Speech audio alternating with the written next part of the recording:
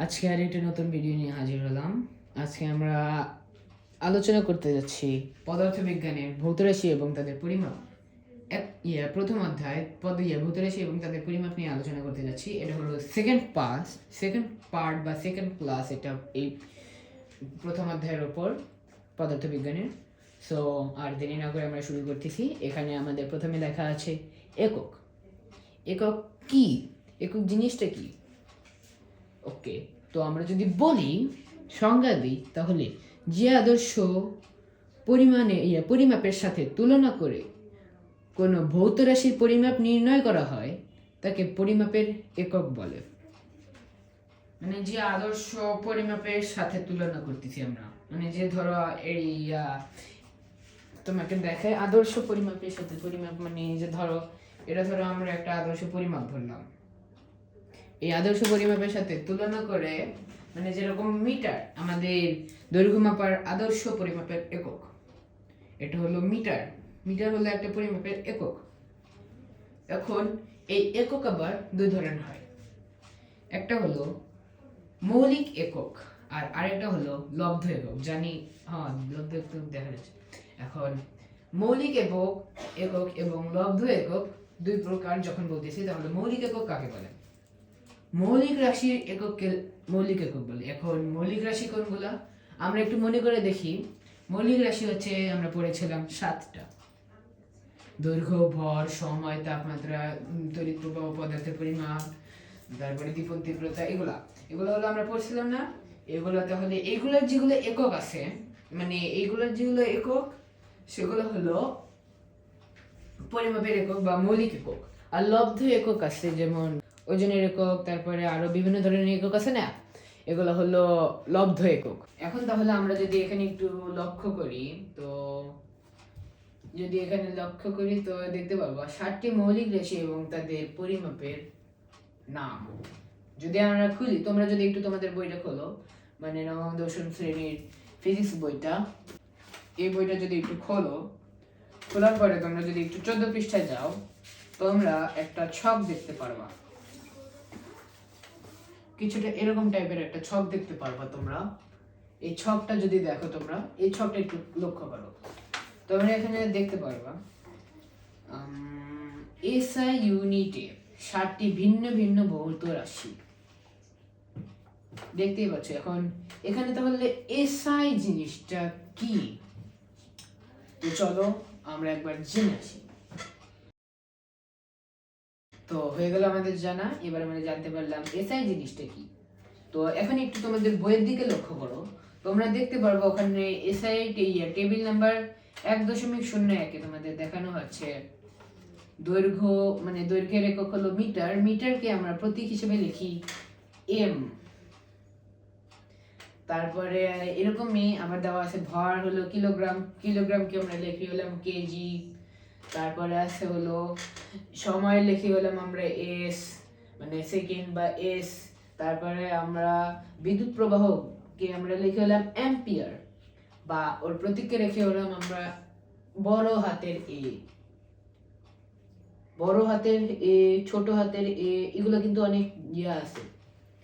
যদি আমরা দৈর্ঘ্যের এককে, দৈর্ঘ্যকে যদি আমরা মিটার যেটা আছে এটা ছোট হাতের এম না দিয়ে যদি বড় হাতের এম দিই, তাহলে একবার মনে করে দেখো, তাহলে এম ইজ ইকুয়াল টু মাস। মাস মানে আমরা কি পড়েছিলাম? ভর। ভর হয়ে যাচ্ছে তাহলে। তো এই ভর যেন না হয় দেখে ছোট এম, বড় এম, ছোট এম। যদি তোমরা ভুলে বড় এম লিখে আসো, মাস লিখে আসো, মানে ছোট এম এর জায়গায় তোমরা যদি বড় এমটা লেখো, এই বড় এমটা লেখো, কাটা তোমাদের গোলা দিয়ে দেবে স্যারে, বা হয়তো তোমাদের এই 2 মার্ক বা 3 মার্কের বদলে অনেক মার্ক কেটে দিতে পারে। তারপরে যদি আরো দেখি, তারপরে আছে হলো সময়। সময়ের সেকেন্ড দেখলাম, বিদ্যুৎ প্রবাহ এ, কেলভিন, তাপমাত্রা হলো কেলভিন। তাপমাত্রার কিন্তু আবার একটা ঝামেলা আছে। তাপমাত্রার কিন্তু আবার 3টা একক আছে। একটা হলো সেলসিয়াস সি, যেটা আমরা আমাদের এই পুরো বাসা বাড়ির তাপমাত্রা মাপতে বা এই পুরো ইয়ার তাপমাত্রাতে আমরা যদি দেখি, আমাদের নর্মালি যদি আমরা গুগলে যাই সার্চ করি যে বর্তমান আজকে তাপমাত্রা এই এলাকায় তাপমাত্রা কত, তাহলে সেলসিয়াস ডিগ্রিতে দেখায়। আমরা যখন জ্বর মাপি আমাদের, মানে আমাদের দেহের তাপমাত্রা মাপি থার্মোমিটারটা দিয়ে, এখন বর্তমানে ইলেকট্রনিকটাও আছে, ওটা আবার সেলসিয়াসে মাপি মাঝে মাঝে, আবার ফারেনহাইটে ওখানেটা মাপি। এখন যেটা আছে যে আমরা তাপমাত্রা মাপার জন্য যেটা অ্যানালগটা ইউজ করি, সেটাতে আবার পারদে ফারেনহাইটে দেখায়, ফারেনহাইট। আর তারপরে আরেকটা আছে কেলভিন। যদি তোমরা মনে করে দেখো তাহলে তোমরা এগুলোর ব্যাপারে 6 বা 7 এর দিকে জেনেছো। তো এগুলোর ব্যাপারে আমরা বুঝলাম সেলসিয়াস, ফারেনহাইট আর কেলভিন। এই তিনটার মধ্যে এই তিনটা কিন্তু আবার একক, সব জায়গায় কিন্তু এই তিনটা একক চলে না। কিছু কিছু জায়গায় সেলসিয়াস চলে, কিছু কিছু জায়গায় ফারেনহাইট চলে, কিছু কিছু জায়গায় কেলভিন চলে। তো আন্তর্জাতিকভাবে শেষমেশ এস আই একক, একটু আগে আমরা জানি আসলাম এস আই একক কি। এস আই এককে মানে এস আই এককে কেলভিনকে নেওয়া হয়। ফারেনহাইট আর সেলসিয়াসকে বাদ দিয়ে তারা কেলভিনকে নেয়। আর কেলভিন কিন্তু এখানে একটা সমস্যা আছে, কেলভিন কিন্তু বড় হাতের হবে, ফারেনহাইটে এফ কিন্তু বড় হাতের হবে, আমি ভুল লিখছি, এটা কিন্তু বড় হাতের হবে, এটা বড় হাতের হবে।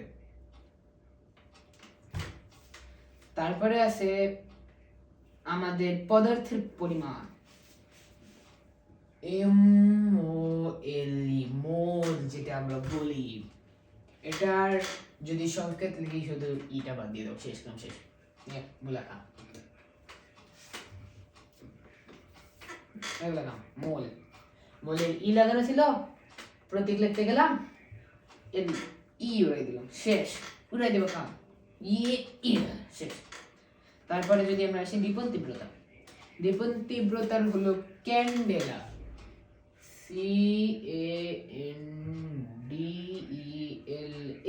CANDELA, candela, candela, Mandela, Mandela, এগুলো এরকম মাথার মধ্যে আনার দরকারই নেই এখন। ক্যান্ডেলা কি? ক্যান্ডেলা, ক্যান্ডেলা, ক্যান্ডেলা, মোল পারো, ক্যান্ডেলা, ক্যান্ডেলা, ক্যান্ডেলা, ক্যান্ডেলার মোল, এই দুটাতে কিন্তু ঝামেলা বাঁধে, অনেকেই বাঁধায়, কারণ এর উপরে যেগুলো পড়ছে ওগুলো আমাদের সচরাচর ব্যবহার হয়েছে, তবে পদার্থের পরিমাণ আর দীপন তীব্রতা কিন্তু অতভাবে আমরা ব্যবহার করিনি জিনিসগুলো।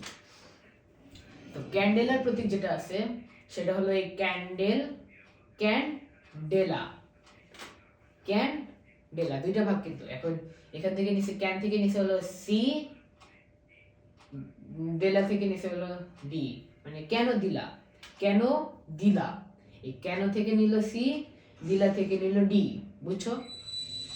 মানে আমরা বুঝলাম হলাম ক্যান্ডেলা কিভাবে আসলো, কেন থেকে সি আর দিলা থেকে ডি, আমরা আলাদাভাবে বলি না, কয় যে ফলে কেন দিলা, এখান থেকে ক নিলাম আর এখান থেকে দ নিলাম, শেষ। এই দুটোকে বানাই দিলাম সি ডি, ক্যান্ডেলা বা কেন দিলাম। তারপরে যদি আরো দেখি, তারপরে আছে হলো সময়, সময়ের সেকেন্ড দেখলাম, বিদ্যুৎ প্রবাহ এ, কেলভিন, তাপমাত্রা হলো কেলভিন। তাপমাত্রার কিন্তু আবার একটা ঝামেলা আছে, তাপমাত্রার কিন্তু আবার তিনটা একক আছে, একটা হলো সেলসিয়াস সি, যেটা আমরা আমাদের এই পুরো বাসা বাড়ির তাপমাত্রা মাপতে বা এই পুরো ইয়ার তাপমাত্রাতে আমরা যদি দেখি, আমাদের নর্মালি যদি আমরা গুগলে যাই সার্চ করি যে বর্তমান আজকের তাপমাত্রা এই এলাকায় তাপমাত্রা কত, তাহলে সেলসিয়াস ডিগ্রিতে দেখায়। আমরা যখন জ্বর মাপি আমাদের, মানে আমাদের দেহের তাপমাত্রা মাপি থার্মোমিটারটা দিয়ে, এখন বর্তমানে ইলেকট্রনিকটাও আছে, ওটা আবার সেলসিয়াসে মাপি মাঝে মাঝে, আবার ফারেনহাইটে ওখানেটা মাপি। এখন যেটা আছে যে আমরা তাপমাত্রা মাপার জন্য যেটা অ্যানালগটা ইউজ করি, সেটাতে আবার পারদে ফারেনহাইটে দেখায়, ফারেনহাইট। আর তারপরে আরেকটা আছে কেলভিন। যদি তোমরা মনে করে দেখো তাহলে তোমরা এগুলোর ব্যাপারে 6 বা 7 এর দিকে জেনেছো। তো এগুলোর ব্যাপারে আমরা বুঝলাম সেলসিয়াস, ফারেনহাইট আর কেলভিন। এই তিনটার মধ্যে এই তিনটা কিন্তু আবার একক, সব জায়গায় কিন্তু এই তিনটা একক চলে না। কিছু কিছু জায়গায় সেলসিয়াস চলে, কিছু কিছু জায়গায় ফারেনহাইট চলে, কিছু কিছু জায়গায় কেলভিন চলে। তো আন্তর্জাতিকভাবে শেষমেশ এস আই একক, একটু আগে আমরা জানি আসলাম এস আই একক কি। এস আই এককে মানে এস আই এককে কেলভিনকে নেওয়া হয়। ফারেনহাইট আর সেলসিয়াস কে বাদ দিয়ে তারা কেলভিন কে নেয়। আর কেলভিন কিন্তু এখানে একটা সমস্যা আছে, কেলভিন কিন্তু বড় হাতের হবে, ফারেনহাইটে এফ কিন্তু বড় হাতের হবে, আমি ভুল লিখছি, এটা কিন্তু বড় হাতের হবে, এটা বড় হাতের হবে। তারপরে আছে আমাদের পদার্থের পরিমাণ, MOLE, মোল যেটা আমরা বলি, এটার যদি সংকেত লিখি শুধু ইটা বাদ দিয়ে দাও, শেষ কাম শেষ। মুলাকা মোল, মোলের ই লাগানো ছিল, প্রতীক লিখতে গেলাম ই উড়াই দিলাম, শেষ, উড়াই দেবো কাম, শেষ। তারপরে যদি আমরা আসি দীপন তীব্রতা, দীপন তীব্রতার হলো candela, CANDELA, candela, candela Mandela Mandela এগুলো সেগুলো এরকম মাথার মধ্যে আনার দরকারই নেই এখন। ক্যান্ডেলা কি? ক্যান্ডেলা, ক্যান্ডেলা, ক্যান্ডেলা, মূল পড়ো, ক্যান্ডেলা, ক্যান্ডেলা, ক্যান্ডেলা, ক্যান্ডেলার মূল, এই দুটাতে কিন্তু ঝামেলা বাঁধে, অনেকেই বাঁধায়, কারণ এর উপরে যেগুলো পড়ছে ওগুলো আমাদের সচরাচর ব্যবহার হয়েছে, তবে পদার্থের পরিমাণ আর দীপন তীব্রতা কিন্তু অতভাবে আমরা ব্যবহার করিনি জীবনে। তো ক্যান্ডেলার প্রতীক যেটা আছে সেটা হলো এই ক্যান্ডেল, ক্যান্ডেলা, ক্যান্ডেলা দুইটা ভাগ কিন্তু। এখন এখান থেকে নিচে ক্যান থেকে নিচে হলো সি, ডেলা থেকে নিচে হলো ডি, মানে কেন দিলা, কেন দিলা, এই কেন থেকে নিল সি, দিলা থেকে নিল ডি, বুঝছো? মানে আমরা বুঝলাম হলাম ক্যান্ডেলা কিভাবে আসলো, কেন থেকে সি আর দিলা থেকে ডি, আমরা আলাদাভাবে বলি না, কয় যে ফলে কেন দিলা, এখান থেকে ক নিলাম আর এখান থেকে দ নিলাম, শেষ। এই দুটোকে বানাই দিলাম সি ডি, ক্যান্ডেলা বা কেন দিলাম। তো হয়ে গেল আমাদের ভৌত রাশি এবং তাদের পরিমাপের এই ইয়াগুলা, এটা আমাদের শেষ। এতটুকু ভালো মতো শুধু মুখে ঢুকাতে হবে, মাথার মধ্যে ঢুকাতে হবে, আবার মাথার মধ্যে ঢুকায়, পেটের মধ্যে ঢুকায়, আবার বের করে দিও না। এখন আমরা পড়বো মাত্রা নিয়ে। কোন লব্ধ রাশিতে উপস্থিত মৌলিক রাশির সূচককে রাশিটির মাত্রা বলে। মানে লব্ধ রাশি আছে, আমরা লব্ধ রাশি পড়ছিলাম মনে আছে, ওজন, ওজন, ক্ষমতা, বল, শক্তি, এসব মানে আমরা পড়ছিলাম না, এগুলোকে লব্ধ রাশি পড়ছিলাম। এখন এই লব্ধ রাশিতে উপস্থিত মানে আমরা পড়ছিলাম তো লব্ধ রাশিতে তো একাধিক মৌলিক রাশি দ্বারা গঠিত। মৌলিক রাশির সূচককে রাশিটির মাত্রা বলে। এখন যে মৌলিক রাশির সূচকটা আছে তাকে ওই রাশিটার মাত্রা বলা হবে। যেমন আমরা দেখি এখানে দৈর্ঘ্যের মাত্রা হলো এল, ভরের মাত্রা এম, সময়ের মাত্রা টি। তারপরে আবার আছে হলো তাপমাত্রার মাত্রা আবার হলো টি বা কি বলছিলাম থিটা, টি বা থিটা। তারপরে আছে হলো চাপের মাত্রা, যেমন বলতে পারি আমরা হলাম চাপ সমান সমান পি, চাপ কি পি।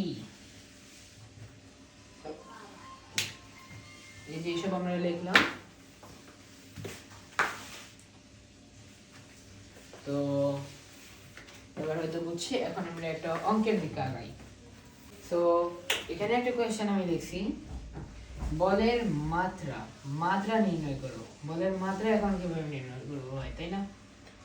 তো শুরুতে আমরা লিখবো উত্তর। আমরা কি জানি? কিছু জানি না।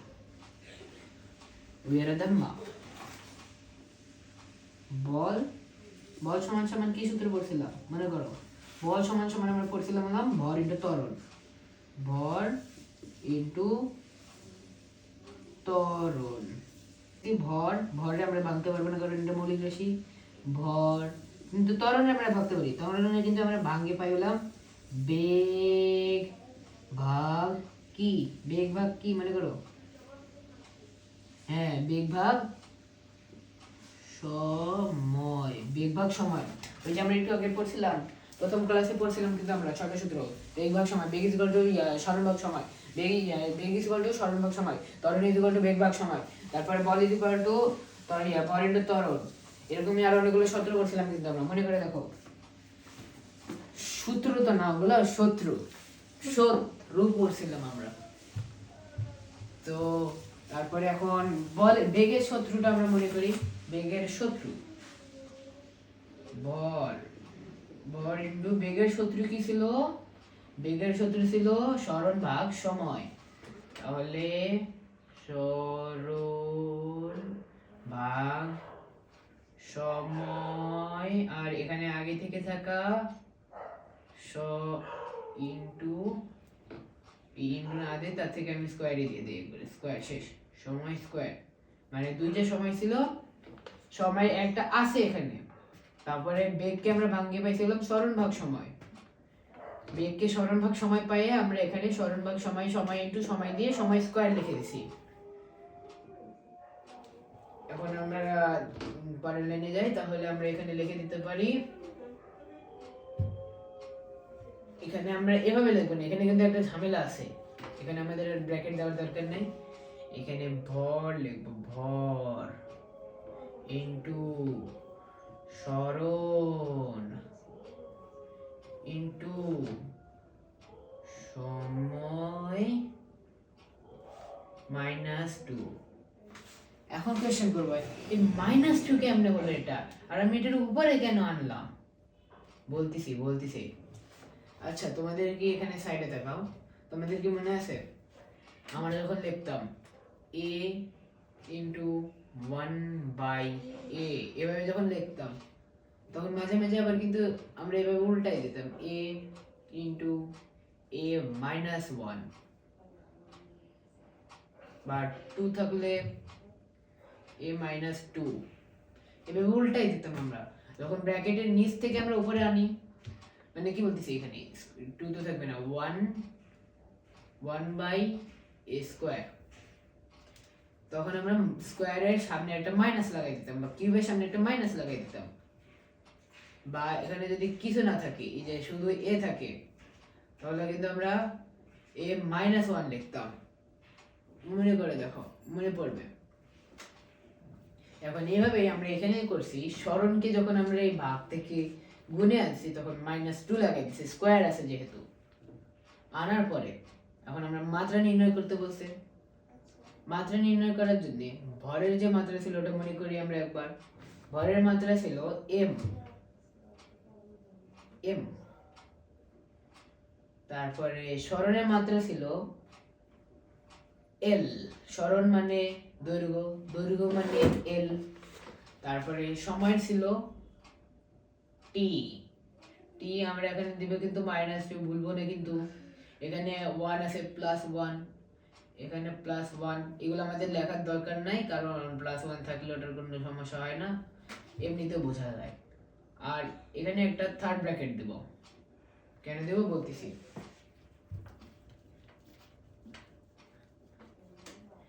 মুছে দিলাম, ওটা বাদ, ওটা দরকার নেই। এখানে থার্ড ব্র্যাকেট দিব, দিয়ে এখানে আমরা দেখবো হলাম বস্তুটার এখানে আমরা কিন্তু জানি যে এই যে বলটা আছে, বলটার যে আছে, বল হলো ফোর্স। বলের কি? ফোর্স। বলের মাত্রা কি ছিল? ফোর্স। তাহলে আমরা লিখতে পারলাম F is equal to m into l into t minus 2, third bracket দিয়ে ক্লোজ দিয়ে দেব, শেষ। এটাই আমাদের অ্যান্সার।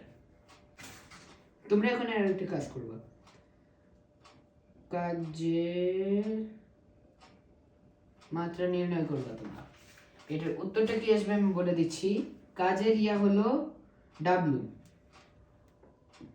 কাজের মাত্রা হলো W। এটার সমান সমান দিব হলো third bracket start m l বা সরণ, m মাস, সরণ স্কয়ার দিবা t -2 শেষ। এটা হলো উত্তর, কাজের মাত্রার উত্তর। তারপরে আর একটা করবা চাপের মাত্রা। চাপের মাত্রা, এটার উত্তরটা আসবে হলো, এখন এটার উত্তর আসবে হলো কি বলে, এটার একটু ঝামেলা আছে। চাপের যদি আমরা একটু শর্ত মনে করি, তাহলে বল ইন্টু ক্ষেত্রফল। এখানে তোমরা ক্ষেত্রফলকে লিখবা হলো দৈর্ঘ্য ইন্টু দৈর্ঘ্য, দৈর্ঘ্য ইন্টু দৈর্ঘ্য।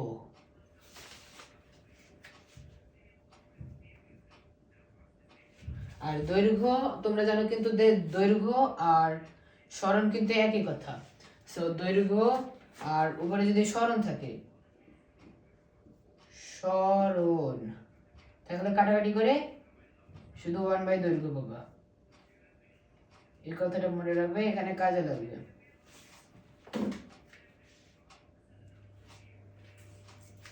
মানে দৈর্ঘ্য আর সরণ যেহেতু একই জিনিস, সো দৈর্ঘ্য আর সরণ আমরা ইজিলি কাটাকাটি করতে পারি, সমস্যা নাই, মান কিন্তু একই আসবে। ধরো দৈর্ঘ্য আর সরণ ইকুয়াল টু 2, তাহলে আমরা যদি এখানে যদি দৈর্ঘ্য আর সরণ ইকুয়াল টু 2 হয়, তাহলে 2 ইন্টু 2 ইন্টু 2, তাহলে আসবে হলো কাটাকাটি করার পরে 1/2, যেটা এইটার মানে সেম এটা। তো চাপের মাত্রার মানটা আসবে হলো, চাপের কিন্তু ইয়া হচ্ছে P, P is equal to third bracket start M L বা দৈর্ঘ্য বা সরণ যেটাই বলো -1, T বা সময় -2। শেষ। এই দুটো তোমরা সলভ করবা, বাসায় কিভাবে হইলো প্রমাণ করবা তোমরা, এটা এটা এই দুইটা। তো আজকের ক্লাস আমাদের এখান পর্যন্তই শেষ। আল্লাহ হাফেজ, আসসালামু আলাইকুম।